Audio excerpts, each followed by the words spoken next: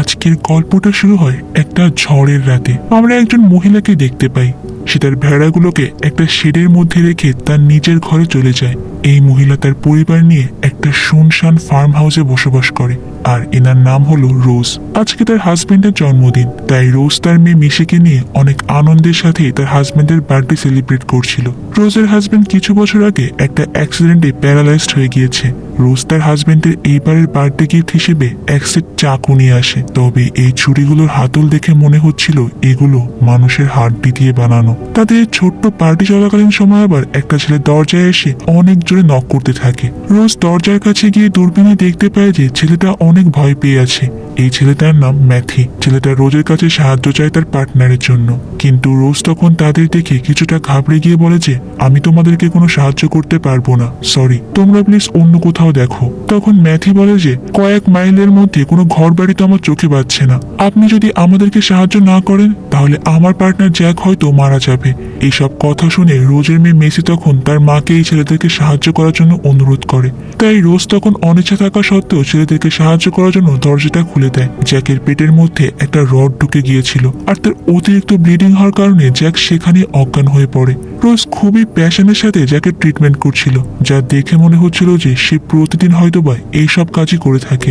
এই সব কিছুর মাঝখানে রোজ ম্যাথিকে দেখে বুঝতে পারে যে নিশ্চয়ই তারা এখানে কোনো না কোনো অঘটন বাঁধিয়ে এসেছে, আর ম্যাথি হয়তো মানসিকভাবে কিছুটা বিপর্যস্ত, কারণ তার আচরণ আবার অনেকটা বাচ্চাদের মতো। রোজ এরপর তাকে ওয়াশরুম থেকে ফ্রেশ হয়ে আসতে বলে, আর ম্যাথি ওয়াশরুম থেকে ফ্রেশ হয়ে আসলে রোজ জানতে চায় যে সত্যি করে বলো তো তোমাদের সঙ্গে কি হয়েছে। ম্যাথি তখন বলে যে একটু আগে অনেক জোরে বৃষ্টি হচ্ছিল, আমরা ভালোভাবে কিছুই দেখতে পাচ্ছিলাম না। ঠিক তখনই আমাদের গাড়িটা রাস্তা থেকে ছিটকে পড়ে যায়, আর এই অ্যাক্সিডেন্টের কারণে জ্যাক ওইভাবে আহত হয়েছে। এরপর আমি তাকে নিয়ে মাইলের পর মাইল হেঁটেছি, কিন্তু কোথাও কোনো মানুষজন বা একটা ঘর বাড়ি পর্যন্ত খুঁজে পাইনি। অবশেষে আপনাদের এই ফার্ম হাউসটা দেখতে পেয়ে সাহায্যের জন্য এখানেই এসেছি। এরপর রোজ ম্যাথির কাছে জানতে চায় যে তোমরা কোত্থেকে এসেছো আর কোথায় বা যাচ্ছিলে। ম্যাথি উত্তরে বলে যে আমি কিছুই জানি না। আর ততক্ষণে সেখানে জ্যাকের জ্ঞান ফিরে এসেছে। সে ডিনার টেবিলে এসে রোজের কাছে জানতে চায় যে তার কাছে কোনো ফোন আছে কিনা, কারণ জ্যাক তার ফোনে কোনো নেটওয়ার্ক পাচ্ছিল না। তখন মেসি উত্তরে বলে যে আমাদের ঘরে কোনো টিভি বা কম্পিউটার ফোন কিছুই নেই। এরপর রোজ ম্যাথির দিকে তাকিয়ে বলে যে আমাদের কখনোই এইসব কিছুর প্রয়োজন হয়নি। আর এখান থেকে কিন্তু আমরা বুঝতে পারি বন্ধুরা, রোজ তার মেয়ে মেসিকে নিয়ে একটু ওভার প্রোটেক্টিভ। সে বাইরের দুনিয়া থেকে মেসিকে সম্পূর্ণরূপে আলাদা করে রেখেছে। তো জ্যাক তখন বলে যে কিন্তু আমার যে একটা ফোন কল করা অনেক জরুরি। তখন রোজ জ্যাককে বলে যে পাশের গ্রামে একটা টেলিফোন বুথ রয়েছে, হয়তো সেটা এখনো কাজ করে। সকাল হলে আমি তোমাকে সেখানে নিয়ে যাব, পারলে ওখান থেকেই ফোন করো। এরপর জ্যাক আর মেথি ডাইনিং থেকে উঠে একটা রুমে চলে যায়। জ্যাক তখন তার ব্যাগ খুলে দেখতে পায় যে ব্যাগের মধ্যে জামা কাপড় ছাড়া আর কিছুই নেই। তখন সে ম্যাথির কাছে জানতে চায় যে টাকার ব্যাগটা কোথায়। ম্যাথি তখন উত্তরে বলে যে ইস, আমি তো ভুল করে ওই ব্যাগটা গাড়িতেই রেখে এসেছি। তাই ওই গাড়ির কাছে যাওয়ার জন্য জ্যাক এরপর একটা প্ল্যান বানায়। এদিকে রোজ আর ম্যাথি তাদের ঘর গোছাচ্ছিল, আর তখনই তারা ম্যাথির একটা চিৎকার শুনতে পায়। তারা দ্রুত ওই ঘরে এসে জানতে চায় যে ম্যাথি এরকম চিৎকার করে কান্না করছে কেন। জ্যাক তখন বলে যে ম্যাথির একটা প্রিয় ডায়েরি ওই গাড়িতেই রয়ে গিয়েছে, আর এই ডায়েরিটার জন্য সে এইভাবে কান্না করছে। তখন মেসি বলে যে আমার কাছে সুন্দর একটা ডায়েরি আছে, ওটা দিলে কি ম্যাথি কান্না করা বন্ধ করবে। জ্যাক তখন বলে যে না গো, হবে না। ম্যাথি যতক্ষণ পর্যন্ত তার নিজের ডায়েরি না পাবে ততক্ষণ সে এইভাবেই কাঁদতে থাকবে। রোজ এরপর জ্যাককে উদ্দেশ্য করে বলে যে বাইরেতে অনেক তুফান হচ্ছে, এখন বাইরে যাওয়া ইম্পসিবল। এদিকে ম্যাথির কান্না তো বেড়েই যাচ্ছিল, তাই রোজ ম্যাথির কাছে গিয়ে তাকে ছোট বাচ্চাদের মতো আদর করে আর বলে যে ঠিক আছে, আমি তোমার ডায়েরিটা নিয়ে আসবো, কিন্তু এর জন্য তোমাকে ভালো ছেলের মতো শান্ত হয়ে থাকতে হবে, আর এরকম কান্নাকাটি করা যাবে না। আর এরপরই রোজ ম্যাথিকে নিয়ে একটা বিছানায় শুইয়ে দেয়। ওদিকে জ্যাক মেঝেতে পড়ে থাকা একটা ছবির ঢালে মেসি জ্যাককে উদ্দেশ্য করে বলে যে এটা আমার ছোট ভাই ওয়ালের ছবি, সে অনেক আগেই একটা অ্যাক্সিডেন্টে মারা গিয়েছে। তখন আমি খুবই ছোট ছিলাম, এই জন্য আমার তার ব্যাপারে তেমন কিছুই মনে নেই। এর কিছু সময় পরই জ্যাক ম্যাথির কাছে গিয়ে বলে যে তুমি ঘুমিয়ে পড়ো, তোমার ঘুম ভাঙার আগেই আমি টাকার ব্যাগটা নিয়ে এখানে চলে আসবো। ম্যাথি তখন জ্যাককে দেখে বলে যে আমাকে ছেড়ে কেন চলে যাচ্ছ, তাহলে কি সবার মতো তুমিও আমাকে ছেড়ে চলে যাবে। জ্যাক তখন ম্যাথিকে প্রমিস করে বলে যে আমি তোমাকে কখনোই ছেড়ে যাব না। তাদের এই কথাবার্তা থেকে কিন্তু স্পষ্ট বোঝা যাচ্ছে ম্যাথির কোনো আপনজন তাদেরকে ছেড়ে চলে গিয়েছে। তবে এই আপনজনটাকে সেটা কিন্তু আমরা গল্পের একদম শেষে গিয়ে জানতে পারবো। জ্যাক ম্যাথির রুম থেকে বেরিয়ে গেলে রোজ গিয়ে ম্যাথির রুমে তালা লাগিয়ে দেয়। সে চাবিটা মেসির কাছে দিয়ে বলে যে আমরা যতক্ষণ না পর্যন্ত ফিরে আসবো ততক্ষণ পর্যন্ত তুমি এই দরজাটা খুলবে না। এরপর তারা গাড়ি নিয়ে বেরিয়ে পড়ে, কিন্তু বাইরে তো অনেক জোরে তুফান হচ্ছিল। গাড়িতে যাওয়ার সময় জ্যাক রোজকে প্রশ্ন করে যে তুমি কি আগে নার্স ছিলে? কিন্তু রোজ তখন কোনো উত্তর দেয় না। জ্যাক তাকে আবারও প্রশ্ন করে তোমার ছেলে কিভাবে মারা গিয়েছিল?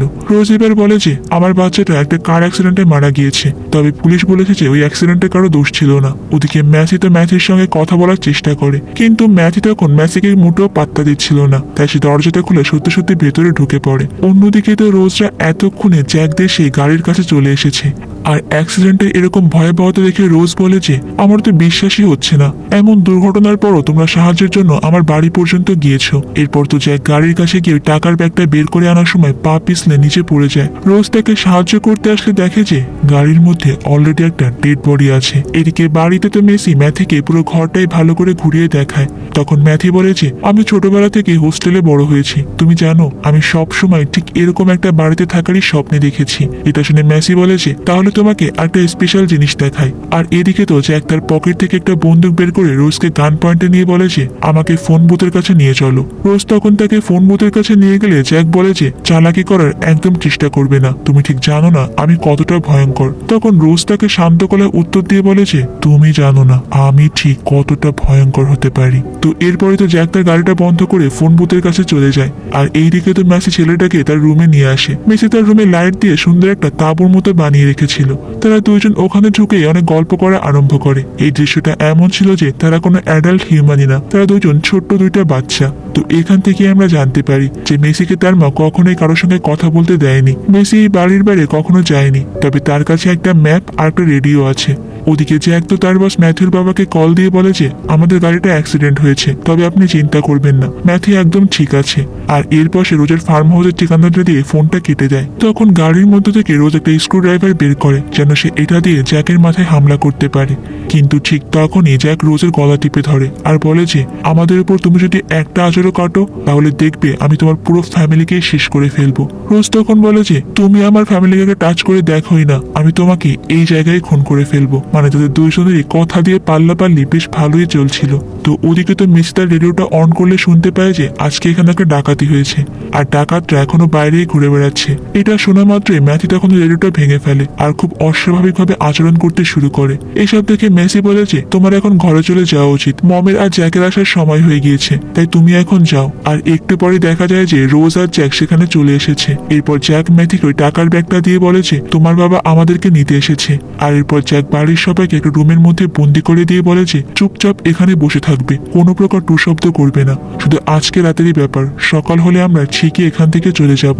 তখন রোজ বলে যে আমাকে যেতে দাও, আমার হাজবেন্ডের ঔষধ দেওয়ার সময় হয়ে গিয়েছে, আমাকে এখন এখান থেকে উঠতেই হবে। এরপর জ্যাক ম্যাথিকে রোজের সঙ্গে পাঠায় যাতে করে রোজ কোনো প্রকার চালাকি করতে না পারে। রোজ সিরিঞ্জে ঔষধ ভরার সময় সে ম্যাথিকে অনেক আদরের সঙ্গে বলে যে তোমার পার্টনার তোমার সঙ্গে অনেক খারাপ ব্যবহার করে তাই না, তুমি আমার সঙ্গে থেকে যাও, আমি তোমার সব সময় অনেক খেয়াল রাখবো। ঠিক তখনই তাদের বাসায় একটা পুলিশ চলে আসে। আর এটা দেখে জ্যাক রোজকে বলে যে তুমি পুলিশকে সামলাও, আর কোন রকম চালাকি করার চেষ্টা করলে কিন্তু আমি তোমার মেয়েকে মেরে ফেলবো। রোজ যখন দরজা খুলে তখন এই পুলিশ তাকে উদ্দেশ্য করে বলে যে আজকে রাতে এখানে একটা ডাকাতি হয়েছে, সূত্র অনুযায়ী খবর আছে যে ডাকাতরা এই দিকে এসেছে। এরপর পুলিশ রোজের কাছে জানতে চায় যে আমরা একটু ঘরটাকে সার্চ করে দেখতে চাই। রোজের পর পুলিশকে ঘরের ভেতরে নিয়ে আসে। আর ভেতরে আসার পরে পুলিশ তার হাজবেন্ডকে এইভাবে দেখে বলে যে তোমরা দুজনকে এই বাড়িতে একাই বসবাস করো? তখন রোজ বলে যে হ্যাঁ, এখানে আমরা দুইজনই থাকি, আমাদের একটা ছেলেও ছিল, তবে সে কয়েক বছর আগে অ্যাক্সিডেন্ট করে মারা গিয়েছে। ওই পুলিশ অফিসার এরপর রোজের কাছে এক কাপ কফির জন্য রিকোয়েস্ট করে। রোজ কফি বানাতে গেলে পুলিশ দেওয়ালে থাকা একটা ছবি খুলে তার পকেটে নিয়ে নেয়। তখন রোজের হাজবেন্ড তো পুলিশকে কিছু একটা বলার চেষ্টা করে, আর ততক্ষণে আবার রোজ কফি বানিয়ে নিয়ে চলে আসে। সে পুলিশকে উদ্দেশ্য করে বলে যে আমার হাজবেন্ডের মেডিসিন নেওয়ার সময় হয়ে গিয়েছে। এরপরে রোজ পুলিশকে দরজা পর্যন্ত এগিয়ে দিতে যায়, কিন্তু এই পুলিশ অফিসার এবার দরজা পর্যন্ত গিয়ে হঠাৎ করেই থেমে যায়। সে রোজের কাছে জানতে চায় যে তোমার যে ছেলে মারা গিয়েছিল তার নাম কি ছিল। রোজ তখন বলে যে তার নাম ছিল ওয়াল। ওই পুলিশ অফিসার এরপর দেয়ালে লাগানো ছবিটা রোজকে দেখিয়ে বলে যে তাহলে এই মেয়েটা কোথায়? এই মেয়েটা তো কয়েক বছর আগে তার পুরো পরিবার সহ গায়েব হয়ে গিয়েছে। তার মায়ের নাম ছিল ব্যালি, কিন্তু তোমাকে দেখে তো তার মায়ের মতো মনে হচ্ছে না। তখনই সেখানে হুইল চেয়ারে করে রোজের হাজবেন্ড চলে আসে। রোজ তখন দৌড়ে ভেতরে চলে যায় আর সঙ্গে সঙ্গে জ্যাক এসে পুলিশের উপর হামলা করে। ওদিকে মেসি তো ম্যাথির মাথায় আঘাত করে তাকে সেখানে অজ্ঞান করে ফেলে। এদিকে পুলিশ আর জ্যাকের মাঝখানে তখন অনেক হাতাহাতি শুরু হয়। পুলিশ তো সেখানে জ্যাককে প্রায় কাবু করেই ফেলে আর জ্যাক তখন সেখানে মার খেয়ে প্রায় অজ্ঞান হয়ে যায়। কিন্তু রোজ তখন সেখানে এসে একটা শটগান দিয়ে পুলিশকে মেরে ফেলে আর তার হাজবেন্ডকে একটা ইঞ্জেকশন দিয়ে সেখানে ঘুম পাড়িয়ে দেয়। এরপর মেসি তার কাছে জানতে চায় যে মা, তুমি পুলিশটাকে কেন মারলে? সে তো কোনো দোষ করেনি, পুলিশ তো খারাপ লোকও নয়। রোজ তখন তার মেয়েকে বলে যে সে তোমাকে আমার কাছ থেকে ছিনিয়ে নিয়ে যেতে এসেছিল। আর এই ঘটনার পরে রোজ জ্যাক আর ম্যাথিকে একটা বেসমেন্টে নিয়ে যায় আর তাদেরকে হাত কড়া দিয়ে সেখানেই বেঁধে রাখে। এরপর সে মেসির কাছে এসে বলে যে আমাকে তোমার এখন সাহায্য করতে হবে, নইলে কিন্তু এখানে আরো অনেক পুলিশ চলে আসবে যারা তোমাকে আমার কাছ থেকে ছিনিয়ে নিয়ে যাবে। রোজের তার মেয়ের প্রতি এতটা ওভার প্রোটেক্টিভনেস দেখে আমরা কিন্তু নিশ্চয়ই বুঝতে পারি যে এখানে কোনো না কোনো গন্ডগোল অবশ্যই আছে। তো এরপর তারা দুইজন মিলে পুলিশের লাশটাকে গাড়িতে ডিকিতে ভরে ফেলে আর রওনা দিয়ে দেয় অ্যাক্সিডেন্টের স্থানে। ততক্ষণে বেসমেন্টের মধ্যে জ্যাকের জ্ঞান ফিরে এসেছে। এরপর সে ওখানে ম্যাথিকেও জাগিয়ে তোলে। এখানে সে এমন কিছু খুঁজছিল যা দ্বারা সে তার হাত করাটা খুলতে পারে। এদিকে রোজ ওই ঘটনাস্থলে গিয়ে এমন একটা পরিস্থিতি সৃষ্টি করেছে দেখে মনে হবে পুলিশ আর ডাকাতের মধ্যে গোলাগুলি হয়েছে আর এই কারণে পুলিশটার ওখানে মৃত্যু হয়েছে। এরপর মিসি রোজের কাছে জানতে চায় যে পুলিশ কেন আমাকে তোমার থেকে ছিনিয়ে নিয়ে যাবে। রোজ তখন বলে যে এই পৃথিবীটা অনেক নিষ্ঠুর, এখানে প্রত্যেকটা মানুষের কাছ থেকে আমি তোমাকে আগলে রাখছি। এদিকে ম্যাথি তার পকেটে থাকা একটা চাকু বের করে জ্যাককে দেয় আর জ্যাক ওই চাকুটা দিয়ে দেয়ালে লাগানো তার হাত করাটা খুলে ফেলে। কিন্তু তারা যখন ওই বেসমেন্ট থেকে বের হতে যাবে তখন বুঝতে পারে যে বাইরে থেকে দরজাটা বন্ধ করা, তাই বাইরে বের হবার জন্য তাদের অন্য কোনো রাস্তা খুঁজতে হবে। এরপর তারা বেসমেন্টের ভেন্টিলেটর দিয়ে বাইরে চলে আসে। বাইরে এসে তারা দেখতে পায় যে ওখানে পুলিশের গাড়িটা নেই। জ্যাক তখন ভালো করে বুঝতে পারে যে রোজ পুলিশের গাড়িটা নিয়ে কোথাও একটা গিয়েছে, তাই রোজের ফিরে আসার আগে তাদের এখান থেকে পালিয়ে যেতে হবে। জ্যাক তখন ম্যাথিকে বলে যে তুমি এক সাইডে গিয়ে লুকিয়ে পড়ো, আমি জানালা দিয়ে ঘরের মধ্যে ঢুকে টাকার ব্যাগটা নিয়ে আসি। কিন্তু ম্যাথি তো বাইরে একা থাকতে ভয় পাচ্ছিল। সে জ্যাককে বলে যে তুমি আমার মায়ের মতো আমাকে একা রেখে চলে যাবে, তাই না? আর এই কথা বলাতেই তখন তাদের মাঝখানে আবার কথা কাটাকাটি শুরু হয়ে যায়। ম্যাথি তখন বলে যে তুমি সব সময় আমাকে বকাবকি করো, মার বদলে যদি তুমি মরে যেতে তাহলেই ভালো হতো। এটা শুনে তো জ্যাক এবার অনেকটা রেগে যায়। সে ম্যাথির কলার ধরে চিৎকার করে বলে যে তোমার মা আসলে মারা যায়নি, সে তোমার এমন অস্বাভাবিক আচরণ সহ্য করতে না পেরে তোমাকে ছেড়ে চলে গিয়েছে। তোমার বাবা তার পায়ে পর্যন্ত ধরেছিল কিন্তু তাও সে থাকেনি, তোমাকে সে একদম সহ্য করতে পারতো না। অথচ আমি তোমার সব সময় খেয়াল রেখেছি, তোমার এরকম অদ্ভুত আচরণও সহ্য করেছি, কিন্তু তুমি আমাকে ভালোবাসো না। ম্যাথি তখন বলে যে তুমি মিথ্যা কথা বলছো। তখন জ্যাক বলে যে তোমার বাবা একটু পরে এখানে আসবে, পারলে সত্যটা তুমি তার কাছ থেকেই জেনে নিও। এইসব শুনে তো ম্যাথি কাঁদতে কাঁদতে ওখান থেকে দূরে সরে যায়। জ্যাক তখন দেয়াল বেয়ে উপরে ওঠে আর উপরে আসার পর জ্যাক দেখতে পায় যে ওই রুমটার মধ্যে অদ্ভুত সব মেডিকেলের জিনিসপত্র রয়েছে। এরপর জ্যাক ওই রুমের মধ্যে আরো একটা রুম দেখতে পায় আর জ্যাক যখন ওই রুমের মধ্যে প্রবেশ করে তখনই আমরা এই মুভির সব থেকে বড় টুইস্টটা দেখতে পাই। জ্যাক দেখতে পায় যে ওই রুমের মধ্যে খাটে একটা মহিলাকে বেঁধে রাখা হয়েছে আর তার সামনে অনেকগুলো সিসিটিভিতে বাড়িতে কি ঘটছে সবকিছুই দেখা যাচ্ছে। জ্যাক এরপর যখন ওই মহিলার গা থেকে চাদরটা সরায় সে দেখতে পায় যে তার হাত পা সবই কাটা। আর তখনই আমরা বুঝতে পারি গল্পের শুরুতে রোজ তার হাজবেন্ডকে যে এক সেট ছুরি উপহার দিয়েছিল, মানে জন্মদিনের গিফট হিসেবে, ওগুলোর হাতলগুলো কিন্তু একদম মানুষের হাড্ডির মতো ছিল। মানে ওই হাতলগুলো এই মহিলার হাড্ডি থেকেই বানানো হয়েছে। তাহলে বুঝতে পারছো বন্ধুরা রোজ কি পরিমাণে সাইকোপ্যাথ। জ্যাকের মাথায় তো এটা দেখে পুরো আকাশ ভেঙে পড়ে। সে আসলেই রোজকে চিনতে পারেনি। জ্যাক তখন দেয়ালে লাগানো পেপার কাটিং গুলো পড়ে বুঝতে পারে যে এই মহিলার কারণে রোজের ছেলের মৃত্যু হয়েছে। আসলে এই মহিলা গাড়ির সাথে অ্যাক্সিডেন্ট করে এসে মারা গিয়েছিল। মেসি আর রোজ যাকে তার হাজবেন্ড বলছে তারা আসলে রোজের কেউই না, এই মহিলার পরিবার। রোজ আসলে তার ছেলের মৃত্যুতে পুরোপুরি উন্মাদ হয়ে গিয়েছিল, তাই সে এমন ভাবে প্রতিশোধ নিচ্ছে। ওই অ্যাক্সিডেন্টে রোজ বেঁচে গেলেও তার ছেলে আর হাজবেন্ড মারা গিয়েছিল, তাই সে এই কারণে মেসির ব্রেনটা পুরোপুরি ওয়াশ করে ফেলেছে। এমনকি তার বাবাকে এরকম প্যারালাইজড করে রেখেছে। ওই মহিলা তখন কাঁদতে কাঁদতে জ্যাককে পুলিশ ডাকতে বলে, কিন্তু জ্যাক তখন বলে যে আমি পুলিশ ডাকতে পারবো না, কারণ আমি নিজেই একজন অপরাধী। এরপর ওই মহিলা জ্যাককে রিকোয়েস্ট করে বলে যে তাহলে তুমি আমাকে এই যন্ত্রণা থেকে মুক্তি দাও। আর জ্যাক তখন ইচ্ছা না থাকা সত্ত্বেও বালিশ চাপা দিয়ে ওই মহিলাকে মেরে ফেলে, মানে তাকে অস্বাভাবিক যন্ত্রণা থেকে মুক্তি দেয়। এটা করে তো জ্যাক নিজে অনেক ইমোশনাল হয়ে জোরে জোরে কান্না করতে শুরু করে। এরপর জ্যাক ওই মহিলার গলা থেকে একটা লকেট আর দেওয়ালে থাকা একটা ফ্যামিলি ফটো নিয়ে নেয়। ততক্ষণে রোজ মেসিকে নিয়ে বাড়িতে ফিরে এসেছে। রোজ তখন দেখতে পায় যে ভেড়ার শেড থেকে একটা ভেড়া বেরিয়ে এসেছে, আর এটা দেখে সে আইডিয়া করে ফেলে যে নিশ্চয়ই এখানে কোনো গড়বড় হয়েছে।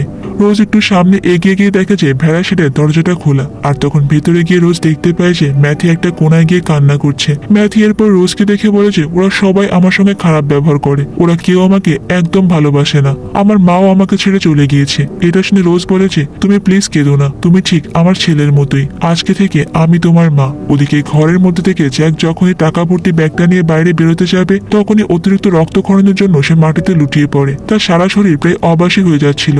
আর সেই সময় মেসি ঘরের মধ্যে ঢোকে। জ্যাক মেসিকে ধরে তার বাবার রুমে নিয়ে গিয়ে বলে যে তোমার আসল নাম জেনি। এরপরে জ্যাক তাকে রোজের ব্যাপারে সবকিছুই খুলে বলে, কিন্তু মেসি প্রথমে রোজের একটা কথা বিশ্বাস করছিল না। জ্যাক এরপর তার মায়ের লকেট আর ফ্যামিলি ফটোটা দেখায়।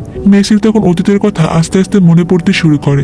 তখন জ্যাক মেসিকে বলে যে যদি এই নরক থেকে বাঁচতে চাও তাহলে তোমাকে আমার সঙ্গে এখনই এখান থেকে বের হতে হবে, আর দ্বিতীয়বার কিন্তু তুমি লাইফে এই সুযোগটা পাবে না। মেসি তখন জ্যাকের সাথে যাওয়ার জন্য রাজি হয়ে যায়। মেসি তার বাবাকে নিয়ে জ্যাকের গাড়িতে গিয়ে বসে পড়ে, আর জ্যাক চায় ম্যাথিকে আনতে, কিন্তু সেই ভেড়া শেডের মধ্যে গিয়ে কোথাও ম্যাথিকে খুঁজে পায় না। এরপর সে ঘরের মধ্যে গিয়ে ম্যাথিকে খুঁজতে শুরু করে, আর ঘরের মধ্যে গিয়ে যখন জ্যাক ম্যাথিকে দেখতে পায় তখন সে বলে যে এখন আমাদের এখান থেকে বের হতে হবে, কিন্তু ম্যাথি বলে যে আমি তোমার সঙ্গে কোথাও যাব না।